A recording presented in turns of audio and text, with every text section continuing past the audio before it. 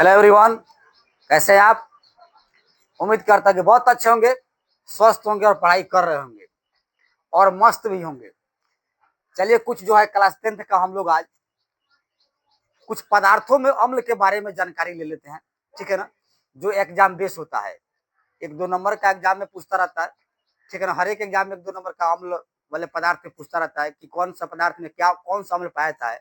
तो उसके बारे में कुछ महत्वपूर्ण क्वेश्चन लेकर आए हैं। जो पदार्थों में अम्ल की प्रकृति है उसको जान लेते हैं, ठीक है ना। तो बहुत ही इंपॉर्टेंट चीज टॉपिक है आज का, ध्यान पूर्वक समझिएगा, वीडियो को अंत तक देखिएगा ताकि जो है पदार्थों में अम्लों की जानकारी मिल जाए, तो कौन सा पदार्थ में कौन अम्ल पाया जाता है। चलिए बोर्ड पर लिख चुके हैं। कहता है क्वेश्चन में कुछ प्राकृतिक पदार्थों में पाए जाने वाले अम्ल। यह जो है क्लास 10th का है, जो बेहतर क्वेश्चन होगा, इसमें से एग्जाम में आते रहते हैं 1-2 नंबर का, ठीक है ना। तो इसको देख लीजिए, याद कर लीजिएगा तो बेहतर हो जाएगा आप लोग के लिए, बहुत सुविधा मिल जाएगी, ठीक है ना। तो चलिए प्राकृतिक पदार्थ जो होते हैं उसमें कह रहा है कि अम्ल जो है कौन कौन अम्ल पाए जाते हैं। चलिए देख लेते हैं। एक साइड में पदार्थ लिख दिया, एक साइड अम्ल लिख दिया, ठीक है ना। इसमें सारणी बाई तालिका बाई बना चुके हैं हम लोग।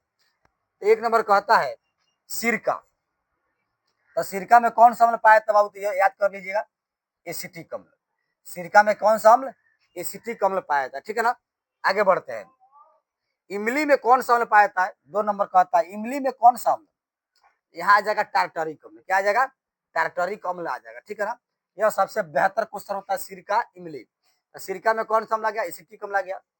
आपका इमली में क्या आ जाएगा, टार्टरिक अम्ल। किसी हाल में बाबू इसको याद कर लेना है, क्योंकि एग्जाम के लिए बहुत इंपोर्टेंट क्वेश्चन इसमें से आते रहते हैं, ठीक है ना। देखिए 3 नंबर कहता है दही।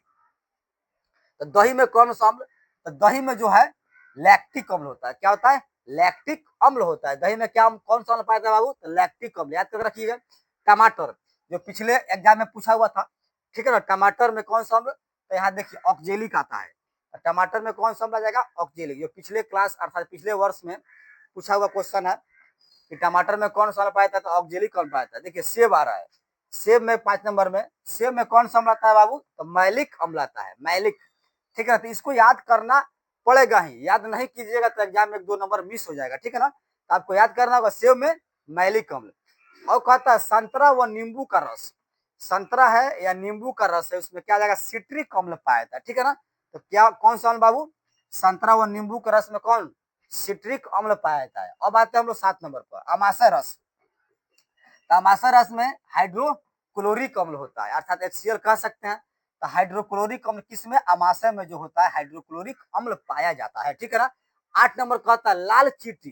तो लाल चींटी जो बता रहा है, लाल चींटी में कौन सा अम्ल, फॉर्मिक अम्ल होता है। लाल चींटी में कौन सा अम्ल, फॉर्मिक अम्ल। याद करिए सबसे बेहतर क्वेश्चन इसमें का है लाल चींटी। हो सकता है BM हो जाए इस साल का। तो लाल चींटी का कौन सा अम्ल, फॉर्मिक अम्ल होता है, ठीक है ना। अब विटामिन सी, तो विटामिन सी के जितने अंतर्गत आने वाले हैं, विटामिन सी वाला होता है, तो उसमें जो होता है विटामिन सी में कौन सा अम्ल होता है, एस्कॉर्बिक अम्ल। विटामिन सी वाले जितने पदार्थ है तो उसमें क्या हो जाएंगे, एस्कॉर्बिक अम्ल हो जाएंगे। और आता 10 नंबर चाय।